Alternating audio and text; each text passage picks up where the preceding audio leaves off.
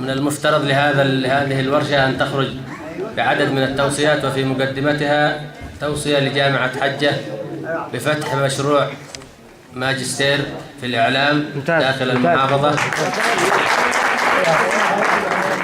من السعادة والفخر بوجودنا بين الزملاء وأساتذة لم نشعر يوما أننا ندربهم، بل نتعلم منهم حب المهنة والانتصار لرسالتنا الإعلامية السامية بعيدا عن الولاءات الحزبية الضيقة.